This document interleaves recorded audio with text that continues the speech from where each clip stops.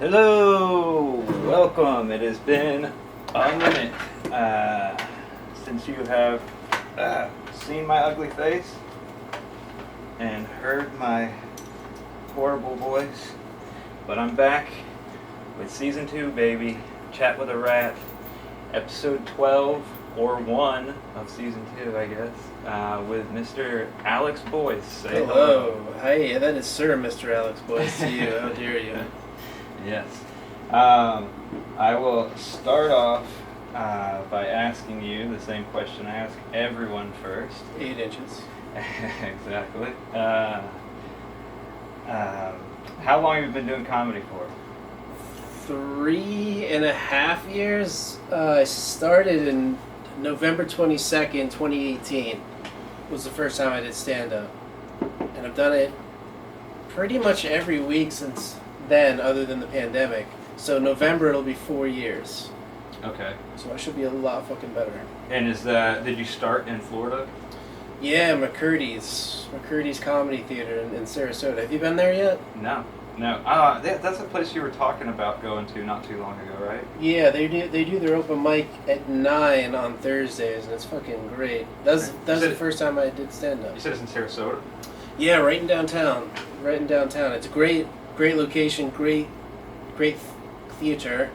It's like a 300-seat club, but they call it a theater and humor institute. Okay.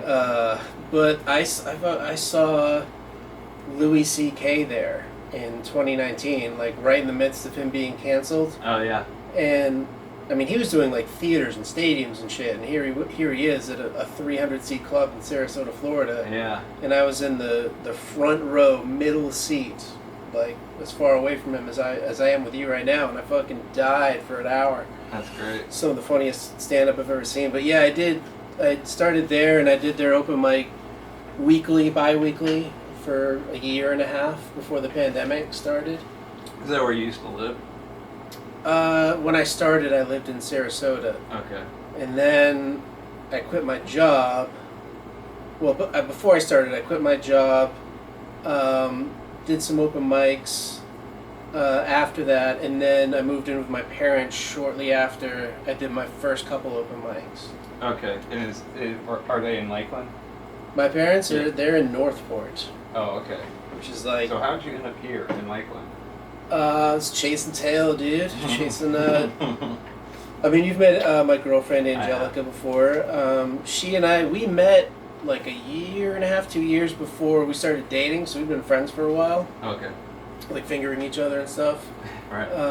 And she, I don't know, we started hanging out more, and we had a good connection, and we decided to start dating. And at the time, I was living in Bradenton with another comic friend of mine. Mm-hmm. And I was like driving up to see her when I had the chance, but it was like an hour and a half drive to get there. And I was like, "Fuck this!" And she had just moved in, and she's like, "Do you want to, move into Lakeland, with me?" And I was like, "Sure." And I moved in with her, and I think like a week later, I met LJ and Mary Kay at Yard on Mass at an open mic there. This is all very esoteric references to anybody that's listening to this that isn't an open mic or in Lakeland. Yeah, right, yeah. Right on, that's cool. So how long have you been here in Lakeland for? A year and a month, 13 months. Okay. So yeah, it's and I've improved as a stand-up a lot since I've been here. It's been a nice scene. I like it here in Lakeland, especially since like Laugh Out Lounge has opened up. Oh yeah.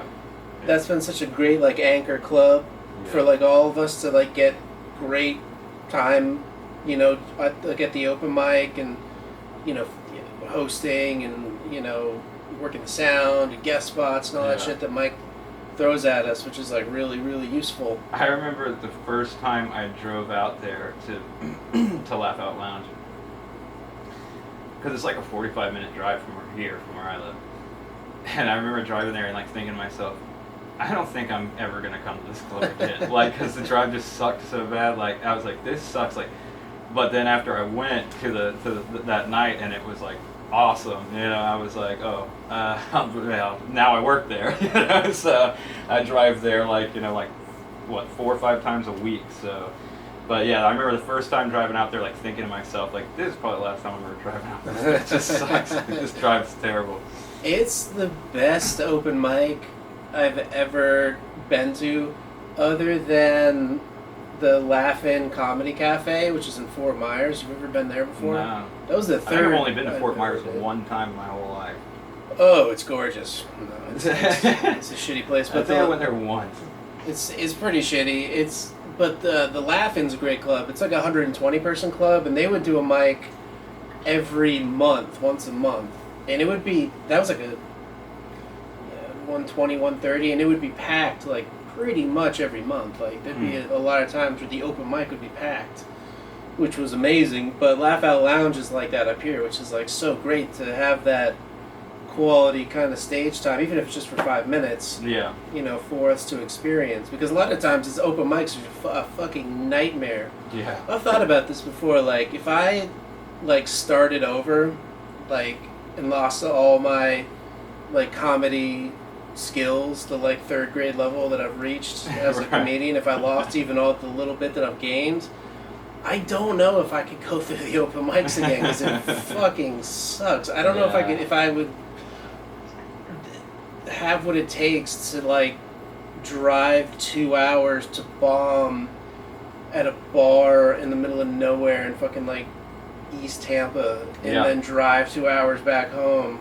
Yeah, that's one reason why I'm very like thankful to like have like LOL, because like whenever I first started out was around the same time the club had just opened.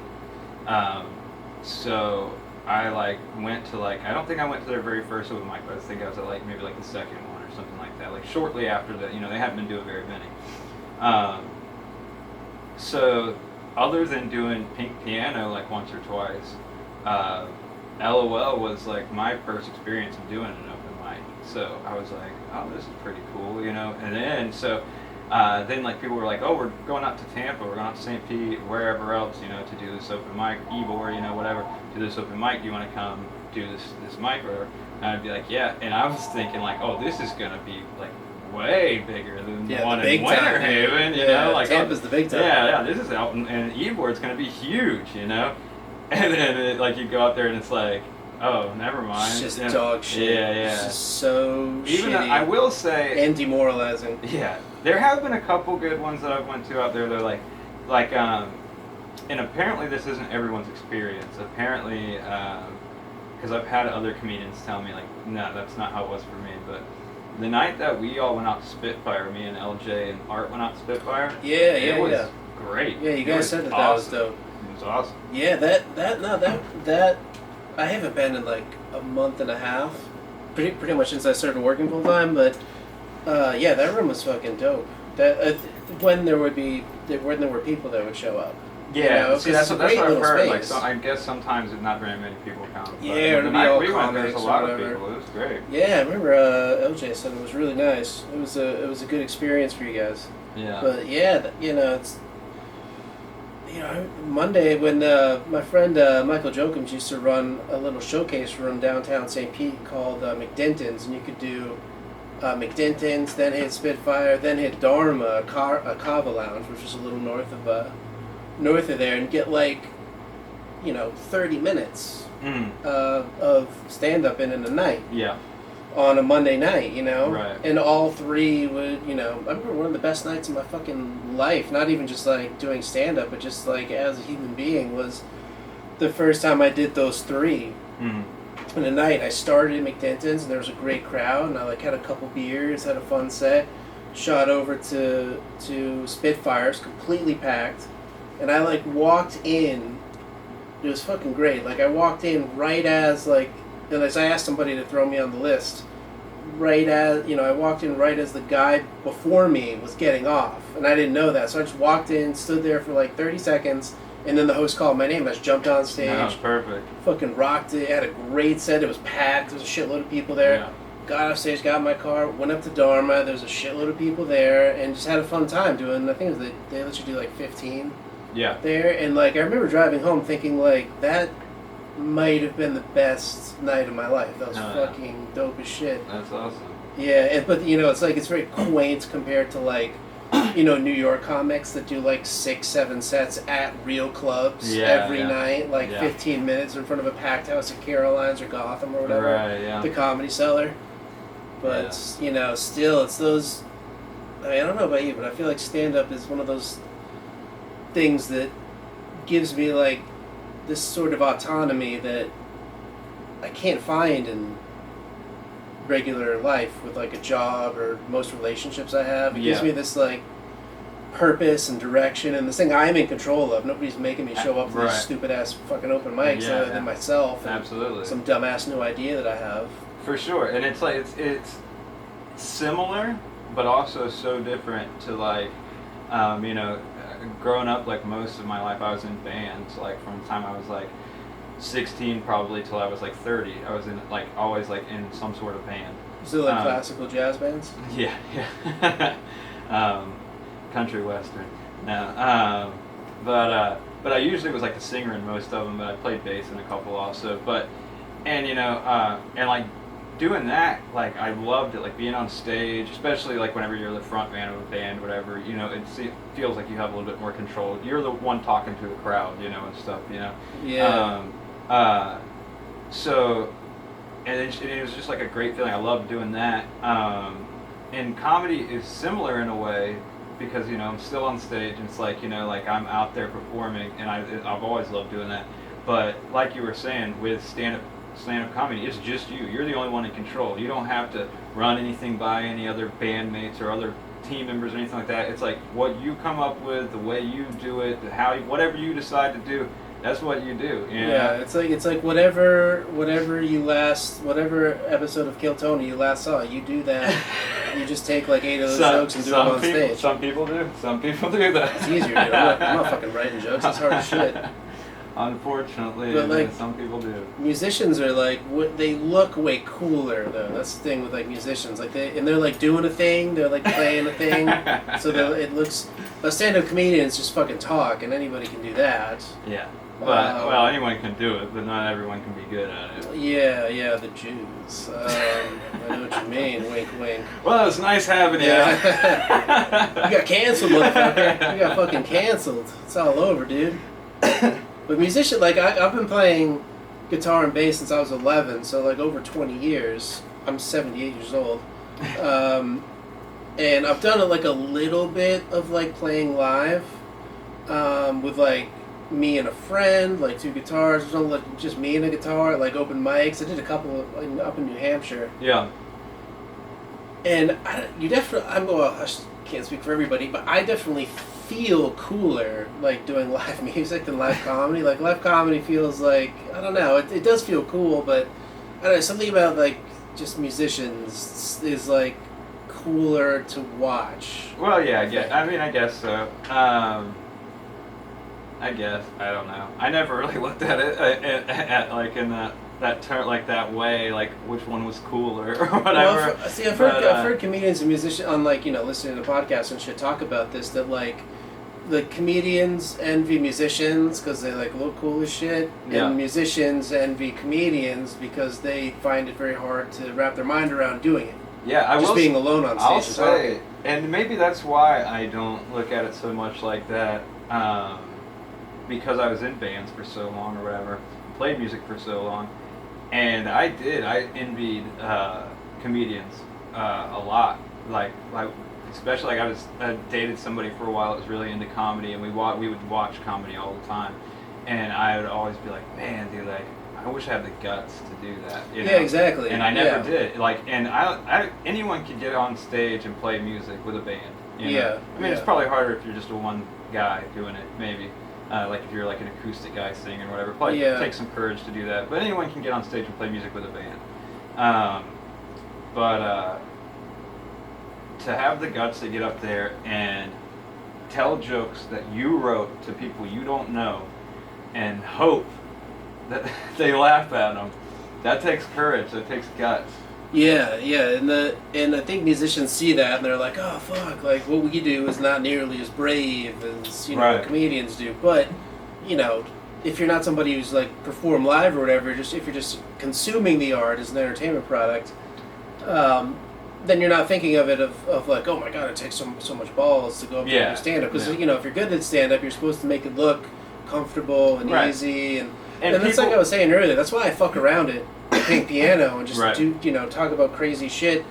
Because that helps me get more comfortable on stage. If I just force myself to not give a fuck about if I get laughs or... Yeah. Because I can't, you know, if I was doing that at other open mics or, you know, hosting or featuring or guest spots, and it wouldn't go as well. Yeah. But when there's like no stakes... Well, what's funny who is... cares? Well, I don't know, because what's funny is I've noticed, at least for me, and it seemed... I've noticed it here and there in other people too, it seems like to me, at least.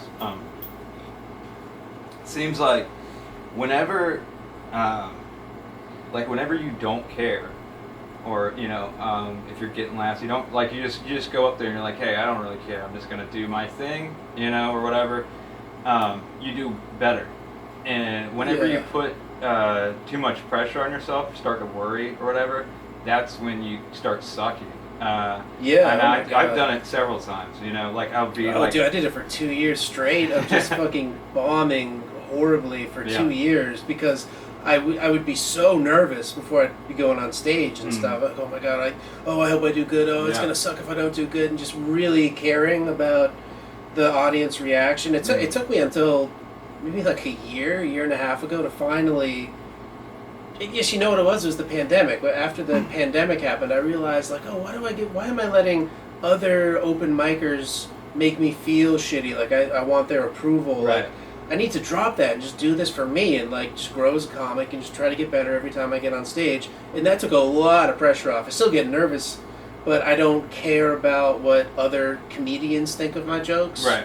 I'm just like, this is what I got, and I'm going to give it my all tonight. Yeah.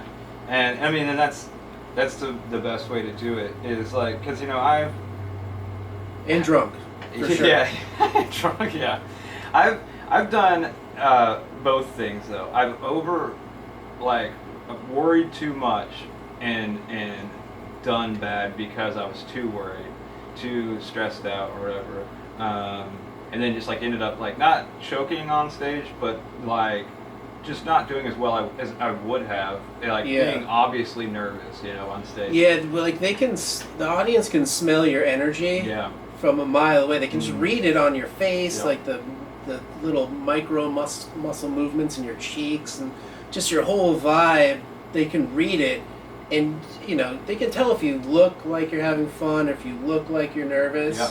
I've heard some comedians say that like you know like touring comics say one way to kind of combat that is to just laugh at your own jokes. Right. Which I don't like that.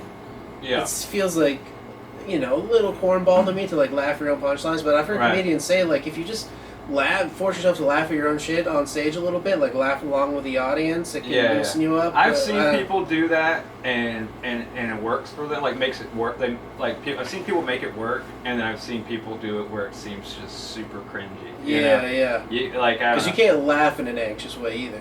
You know? Like, cause sometimes like I'll laugh kind of at my jokes after I tell them, but mostly I'll laugh at like what the audience reaction is. Yeah, exactly. Depending on the audience's reaction, like something. But like I don't like laugh really. I just kind of would be like, huh. You know, like that. You know, like kind of like chuckle to myself. I don't really like. But I have seen comedians. I'm not going to name anybody, but I have seen comedians like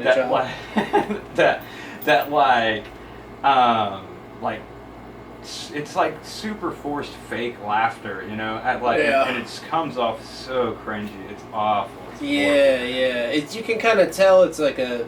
But yeah, Brendan Schaub does do that. I'll name him. I don't care. I'm sorry, people we know I've seen do that. But I grew up with Brendan Schaub. My best friend was the knee slapping with the mic thing that's completely appropriated from Dave Chappelle's. No bueno. Yeah. No bueno. But that is like I do find that fun to talk shit about other comics. I really do enjoy that. Not so much like people I know, but just like you know big comics that are like famous and stuff. Yeah. I don't know if you saw this. Chris D'Elia's coming to the RP Funding Center. Oh, yeah? Yeah, lock up your 16-year-olds, you know? Yeah, apparently. Put them away. People are accepting him again.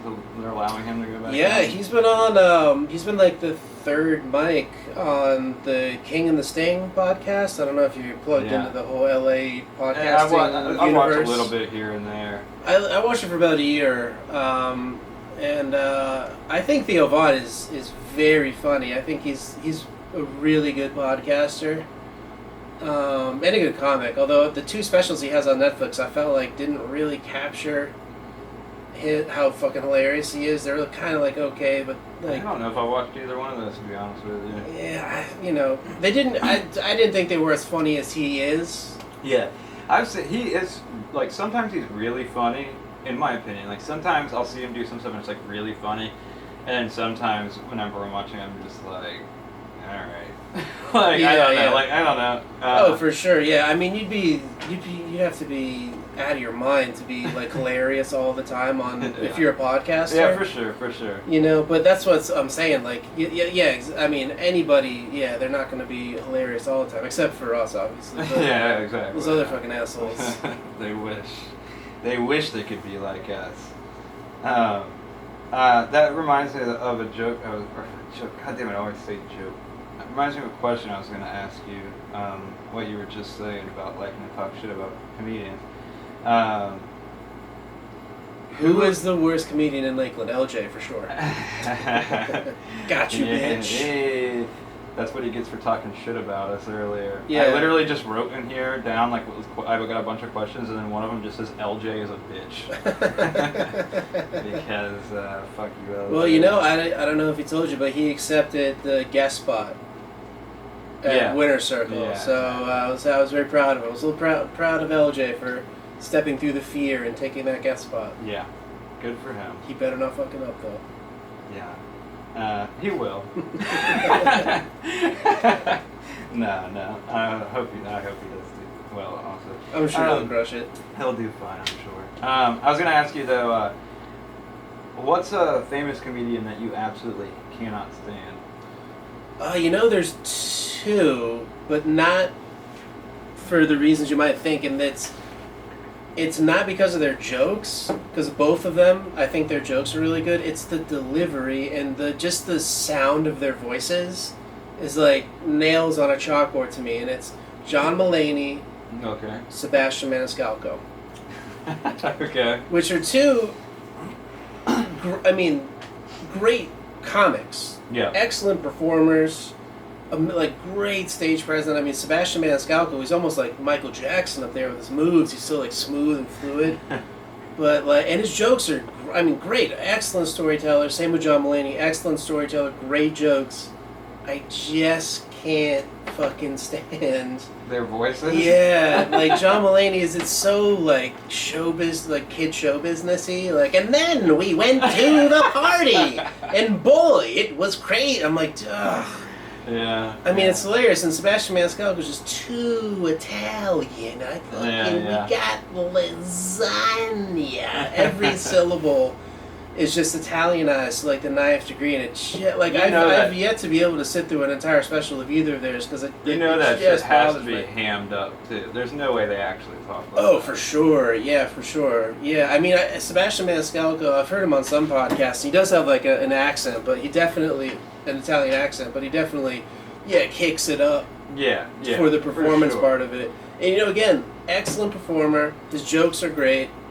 He's a theater act, as is John Mulaney, but just the audio of it Right. is I don't like. But in terms of like, I'm trying to think of a comedian. I'll watch like YouTube specials that like drop, a week or so ago, and some of them I'm like, I don't know. There was one I watched a couple weeks ago. There was this guy John Christ. Okay. I don't know if you've ever heard of him, but he's like a really big Christian comic. Oh, that sounds horrible. Already. It was rough. And it's like this, when I watched it, the special had been out for like a week and a half, and it already had 1 million views. So he's obviously got like, he's probably big in that That's what circuit. I'm gonna start telling people that I'm a Christian comic. Dude, I've read that both Brian Regan and Jim Gaffigan make like the bulk of their money doing like Christian and Mormon like circuits, because they do have like comedy circuits Yeah. for like religious those particular religious demographics, and yeah, you can make a lot of money doing those kinds of shows. But it's it's like what's the deal with Jesus? He was great, and that's like a joke, because you can't do anything. He was great. Yeah, he was so dope. But I watched like 15 minutes of that John Chris special, and I just I remember one of his opening jokes was like he was like where are the Christians in the audience? Yeah, and he's like where are the Protestants? Yeah, and then he went uh-oh, and he like turned and walked like kind of fast, and like almost like a Kevin Hart kind of physical thing, and it's like that's a real like the Protestants are here, everybody, that's a joke you could do at like a barbecue with like your Christian friends, like a church barbecue or something like that. But you hear that, ladies and gentlemen? Alex is giving you guys some jokes. If you'd like to get closer to God, send me nudes and I will show you how to do it. I am deeply religious. You know what pisses me off? Minorities. Thanks for coming on. So I started doing comedy like shortly before you cut your hair off, right? When I first met you, you had long hair still. And whenever I started doing comedy... Yeah, I forgot about that. And whenever I started doing comedy, I started growing my hair out long. I haven't cut it since I started doing comedy. That's the way to do it, dude. And your hair, I'm pretty sure, is already back to like longer than mine is. Gross, dude. Okay. I have a fast metabolism. My nails grow super fast. But it just means I'm gonna die sooner than you because my metabolism, my battery's burning faster. Now I'm at about 2 Yeah, you lucky son of a bitch. Your hair grows fast and you get to die fast. Yeah, I know, right? Yeah, suck on it, bitches. But yeah, though my hair does grow fast, and I've been doing this my whole adult life of just getting it cut really short. Yeah. And then just going 18 months, 2 years, of just letting it grow out. Yeah. I like it because I have crippling social anxiety. And fucking sitting in that barber chair for like 45 minutes with somebody where they're like, so, where are you from? It's so stupid. It's just like a holdover from childhood trauma and taking too much acid, but like I just get nervous as shit. Yeah. When I'm in social situations. Stand-up has helped with that a lot. I'm sure I used to be, I'm like 10% as bad as I used to be. Because like stand-up comedy it's just exposure therapy for people with social anxiety. Especially for you, because you're like the type of material you do is like way like crazier than a lot of other people, And I've seen you, and you remind me of me. I'm gonna get shot eventually. Yeah, you remind me of me a lot too, because I've noticed like if you're doing something on stage and you can see that the crowd is like. Like pulling back. Yeah, pulling back. Yeah, you'll lean into it and be like, oh. Yeah. Well, that used to scare me. That used to like really. I'd be like, oh no. But I realized like, in that moment, you can either kind of like sort of backpedal apologetically, like let's get back to Jesus being great. Right. I did that like last week at LOL. Like I said retarded twice within the first like 2 minutes. I had 2 jokes where I said retarded. Right. And both of them, I could feel the audience pull back a little bit. Yeah. And I remember thinking in that moment, like on the second one, thinking like, all right, I'm gonna do that Niger joke I have, which is a very risky joke. Right. Yeah. Where I get right up to the edge of saying the N word. Yeah. And the F word for gay people. Yeah. Right. Yeah. I get right up to the line of saying that, and and that's my most risque or whatever edgelord joke probably that I've written so far.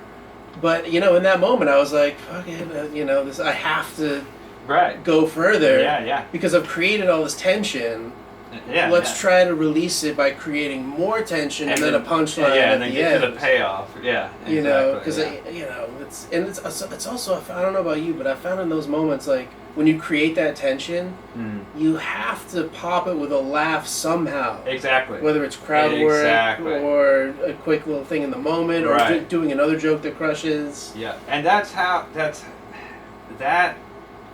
especially with like the type of jokes that we write, that's how you get the big reaction, the big laugh, is you Yeah, create that